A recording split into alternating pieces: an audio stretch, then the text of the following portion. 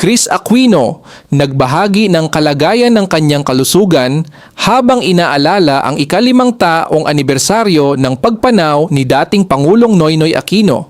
Sa kabila ng patuloy na pakikipaglaban sa kanyang mga autoimmune disease, hindi nakalimot si Chris Aquino na gunitain ang ika-5 anibersaryo ng pagpanaw ng kanyang kapatid na si dating Pangulong Benigno Noynoy Aquino III.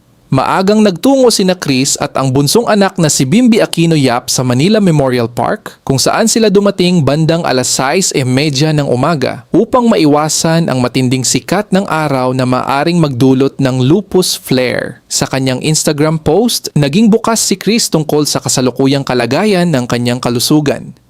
Inamin niyang mula nang matapos ang kaarawan ni Bimby noong Abril, unti-unti niyang naramdaman ang epekto ng post-COVID fatigue syndrome habang pinalala naman ng pabago-bagong panahon ang matinding pagsumpong ng kanyang rheumatoid arthritis.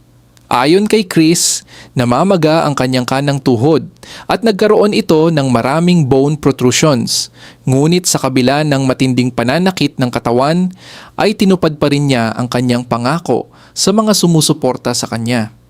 Kasabay nito, nagpasalamat din si Chris sa mga positibong komento tungkol sa pag-host ni Bimby sa Eat Bulaga.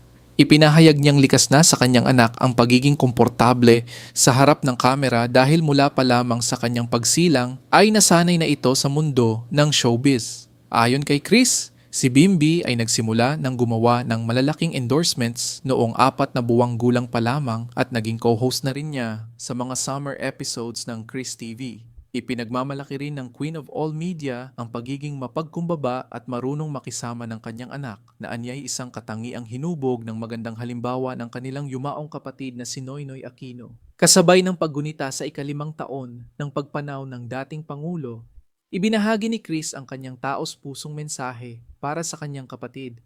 Bim and I had to go very early. We were in Manila Memorial at 6:30 a.m. Sun exposure is a major trigger for a lupus flare. I've promised to stay true to all of you, from being strong and so close to my goal during Bim's birthday. In April, I started feeling the full force of post-COVID fatigue syndrome around the end of May, and our weird weather has made me suffer from the worst rheumatoid arthritis flare. My right knee is so swollen and with many bone protrusions, but I keep my word, despite going through the worst body pain.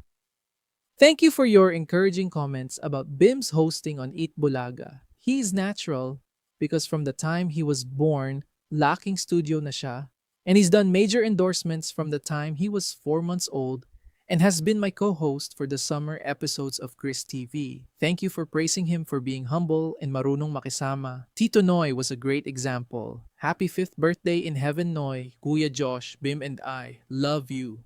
Sa kabila ng kanyang pinagdadaanan sa kalusugan, patuloy na ipinapakita ni Chris Aquino ang kanyang katatagan at pagmamahal sa pamilya habang patuloy ding nagbibigay inspirasyon sa kanyang mga taga-suporta sa pamamagitan ng kanyang katapatan at positibong pananaw sa buhay.